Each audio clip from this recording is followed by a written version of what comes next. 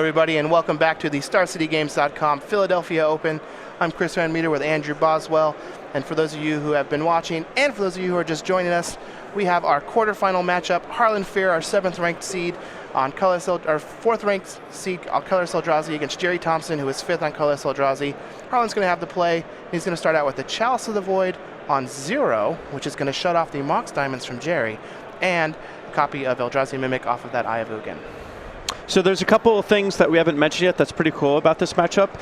Harlan has a top 8 in Standard and Modern, but this is his first Legacy top 8. And on Gerry's side, since he had been working with Wizards of the Coast and has returned, this is his first Legacy top 8, I believe. So pretty interesting thing to see, you know, these players kind of, Harlan rising up through the ranks and Gerry kind of rising up once again. So Gerry's just going to play an Ancient Tomb and pass back to Harlan, and this is going to be a big turn for Harlan to potentially deploy something that costs, 4 mana, maybe even just like a 3 mana Endbringer to power up his Eldrazi Mimic. But it looks like we're just going to see a Cavern of Souls. We'll get verification on what he names, and that Eldrazi Mimic's going to get into the red zone, knocking Gerry down to 18. And this is a pretty cool play on Harlan's part. A lot of this matchup is going to come down to who has the biggest creatures. And he is choosing to save his Endless ones for a later turn to deploy, just so that there'll be a bigger body. In particular, the size 4/4 and 5/5 particularly matter, because outside of Endless one, those are going to be the biggest creatures. We can see here he's maybe getting a little punished for not proactively playing that. So Gerry is going to lay an Eye of Ugin, take 2 damage from his Ancient Tomb and fall to 16 and cast a Thought-Knot Seer. Harlan's going to reveal a hand that has Cavern of Souls, Endless one, Warping Wail, and Phyrexian Revoker. Once Gerry takes this Endless one, Harlan's going to be left with a bunch of air. Yeah, we can see how this Eye of Ugin was actually made Harlan's hand a little awkward. He couldn't even cast his Phyrexian Revoker on turn 2. So while we thought that he had an amazing start, the fact that he didn't do anything on turn 2 kind of sets him back from where we thought he was, which was so far ahead. So Gerry is going to also lay a Eldrazi Mimic after he uses that Thought-Knot Seer and pass the turn back to Harlan. Harlan's just going to play a Cavern of Souls. The first one was naming Shapeshifter, I imagine. The next one is going to name Shapeshifter as well, which is correct. He's going to pass the turn back. He did pick up a copy of Phyrexian Metamorph, which might allow him to copy that Thought-Knot Seer that Gerry has on his side. But for now, that Eye of Ugin is preventing him from casting any more spells. Yeah, this Eye of Ugin is actually kind of problematic for Harlan. It's essentially netting him 0 mana on a lot of these turns and making it so that he can't make a lot of his plays. Gerry's going to take 2 and cast a Thought-Knot Seer, going down to 14. Harlan is going to respond by using Warping Wail to exile the Eldrazi Mimic, since it is a 2/1 before that Thought-Knot Seer enters the battlefield. And now Gerry's going to have his choice between Phyrexian Metamorph and Phyrexian Revoker.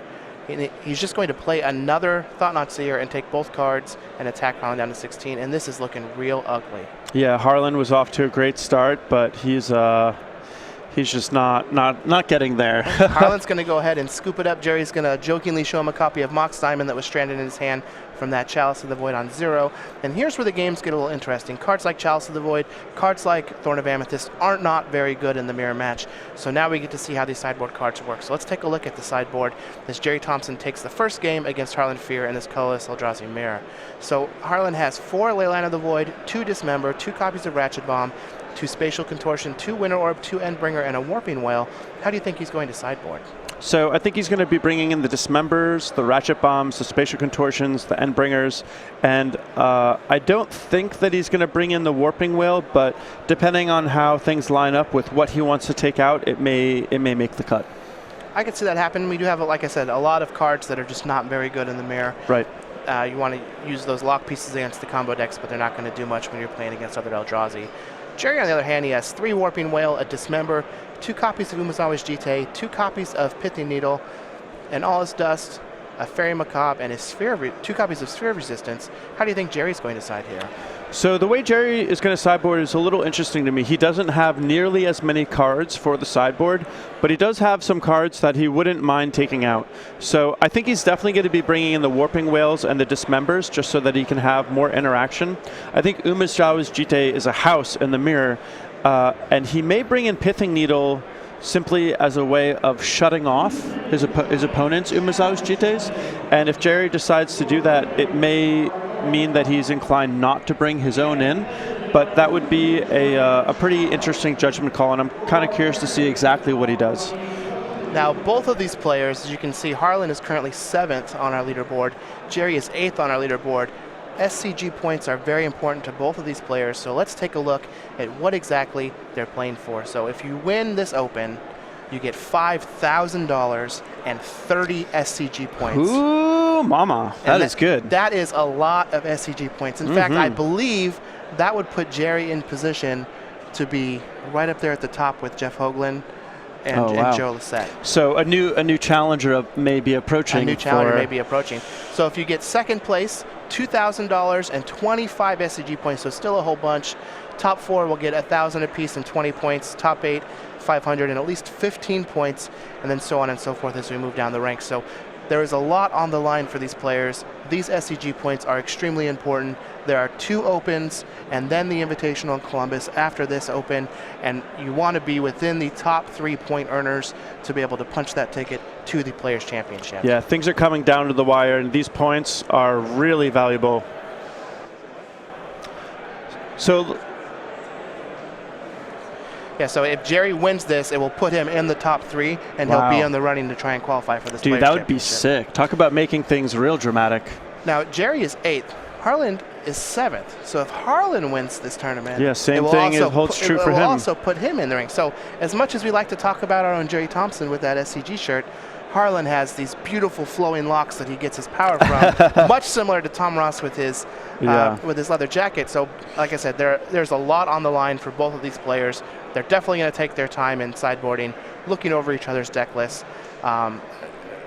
This has been great Magic so far. Yeah. Oh yeah. I wonder how good of a Magic player I could be if I could steal some of Harlan's hair and steal Tom Ross's leather jacket. What if you had both? That's what I mean. Could I play both decks at the same time? You just play Infect Eldrazi? Yeah, I would just double queue the tournament. I'd be like one of those chess masters who's like walking along, just playing multiple games at once. Maybe if you had multiple personalities. I like my own personality. I think one Boz is enough. You guys don't need to deal with multiples of me. Multiple Boz double queuing. Yeah.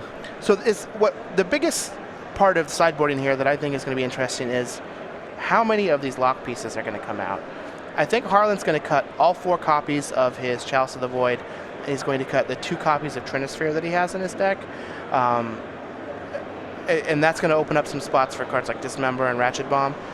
Gerry has 4 Chalice and 4 Thorn of Amethyst in this deck, so he can bring in up to 8 cards if he wants to. Yeah, the thing is that Gerry doesn't really have 8 cards to bring in, so I have to imagine that he's going to leave some number of those disruption pieces in. I think he's kind of stuck on that, so it's just kind of a matter of how he wants to go about doing it. That said, if he does want to bring in both the Jites and the Pithing Needles, which are probably going to be a little counter-synergistic, he'll just barely have enough cards to bring in to take out those 8 lock pieces. But again, I wouldn't feel super good if I was Gerry doing that, but that might be his plan. So as we go in here to Game 2, Gerry Thompson is up a game. Harlan Fear is going to be on the play. We're getting some updates. Ellie versus Tom are tied 1-1 going into Game 3. Rich is up a game against Lewis. David is up a game against Noah. So both Miracles and Lands are currently on track to fulfill Boz's prophecy from earlier in the top 8. The prophecy has been spoken. Don't disappoint me, guys. So Harlan is going to start out here on a Wasteland, and I think he's passed to Gerry, and Gerry is deciding what he wants to do on his turn. Kind of an awkward step 1 to cast the Wasteland, but we've seen all throughout the day that in the Eldrazi mirror, the Wastelands just get played as soon as possible and fired off as soon as possible. So Gerry is going to play Cavernous Souls and name Eldrazi. Harlan's just going to play a Mishra's Factory and pass back to Gerry. And let's see what he can cobble together here. So if Gerry does want to play a land that taps for multiple mana, the Eye of Ugin is probably the best one to run into a Wasteland, simply because it's the most narrow. It only creates mana for Eldrazi, and also it's legendary, so drawing multiples can be pretty problematic. So there is that Eye of Ugin and a Matter Reshaper from Gerry Thompson. He's going to pass back to Harlan Fear. Harlan does have access to 4 mana this turn with that City of Traders, and he's going to cast a Thought-Knot Seer, and Gerry reveals a hand that has a second copy of Ayavugan, a Wasteland, a Pithy Needle, a Dismember, a Thought-Knot Seer, and an Urborg Tomb of Yawgmoth. So I have to imagine that the Pithy Needle is mainly for GT, but it can name Wasteland, it can name Mishra's Factory. The other thing too is now that Harlan sees that Ayavugan, you can be essentially guaranteed that Harlan's not going to be wastelanding Gerry's Eye that's already in play. Now what do you take here? Do you take that Dismember to protect your Thought-Knot Seer, or do you take Gerry's Thought-Knot Seer so he's not able to fully develop his board? I think I would take the Thought-Knot Seer. If Gerry wants to play the Dismember, it's going to take his whole turn, and Gerry's not going to be able to get information from it in the same way that he could with Thought-Knot Seer. So it looks like we just got word that Tom Ross has been spoken. Has beat Ellie Cassis 2-1. Good job, Tom. Gerry is up a game here against Harlan going into his turn 3. Now he does have that Urborg in his hand, so he could use that, and that turns on the mana for his Ayavugan, but it also turns on Ayavugan mana for Harlan. Right. So we're just going to see a Dismember on the Thought-Knot Seer. Gerry's going to draw a card. Looks like he has a couple copies of Warping Whale. We might even just see a Wasteland here taking care of that Mishra's Factory. We could. I'm a little surprised that Gerry is spending so much of his life total on that Dismember when he could have played the Urborg, but I guess he either has another play that he wants to do or he wants to fire off that Wasteland. Well, he is also going to draw a card from the Thought-Knot Seer, so it could be anything. It could even be a boat. Wow, and going for the City of Traders, I'm pretty surprised by that. Granted, it is a land that taps for 2 mana, but it needs to be sacrificed as soon as Harlan plays another land. So if Harlan wanted to develop his mana further, he'd have to sacrifice it. So Gerry decided to Wasteland that City of Traders. Harlan has a replacement Wasteland. He's going to cast a 4/4 Endless one. So essentially, the trade that Gerry made here was Gerry decided to take 4 extra damage from its Dismember to make sure that Harlan's follow-up Endless one was only a 4/4 instead of a 6/6. So paying 4, essentially the trade is pay 4 life, make sure that your next play has -2/2 permanently. Kind of an interesting way to look at it. Gerry's going to be able to make a 5/5 Endless one here, though, which is a little bit bigger, and then just pass the turn back to Harlan. And again, in these creature mirrors, a lot of what matters is just having the biggest creature on the board. Frequently, things can boil down to a metric as simple as that. So having this 5/5 on the board basically reigns supreme. Also, as we get farther into these games, the Endless ones become a really big deal because they're the only thing that can be bigger than a 5/5 in the matchup. The Reality Smashers and Endbringers cap out at 5/5, whereas the Endless one has the opportunity to surpass them. So Harlan's just going to deploy an Eldrazi Mimic with that City of Traders, and then cast a Ratchet Bomb, which gives him some protection against Gerry's Endless one, since it is a bit bigger than the one that he has. Now with that Eldrazi Mimic having 1 toughness, it is susceptible to getting tagged by Warping Whale, and I believe Gerry has at least 1 copy in his hand. Yeah, Warping Whale has been pretty impressive in these matchups, but even in some other matchups too. It's as a legacy card, it has quite a bit of versatility. So Gerry's going to cast Pithy Needle. Harlan's going to use his Ratchet Bomb in response. We'll get word what Gerry decides to needle.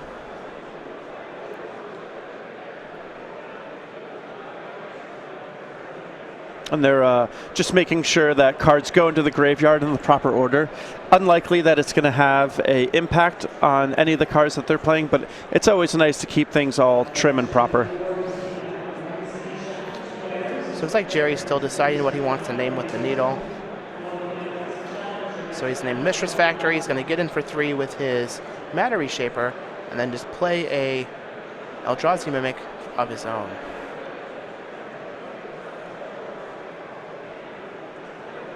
So Harlan is going to Reality Smasher. Gerry's going to stop him, because I imagine he's going to use a Warping Whale here to get rid of that Eldrazi Mimic. And that Reality Smasher, not only can it race back, but it is just the biggest creature on the board. Unfortunately, Harlan's a little lower in the life total race, so he may be forced to play defense here. Looks like Harlan did name Shapeshifter on his Cavern, And it looks like Gerry just picked up a copy of Dismember, which is huge. So he gets to discard his extra copy of Eye of Ugin to pay for the trigger on Reality Smasher, and then attack for 5 with his Eldrazi Mimic and Matter Reshaper. Yeah, that was a pretty big deal for Gerry. Harlan does have a copy of Phyrexian Metamorph. Cavern is on Shapeshifter, so he can use the blue mana from it without having to take any damage. Ugh.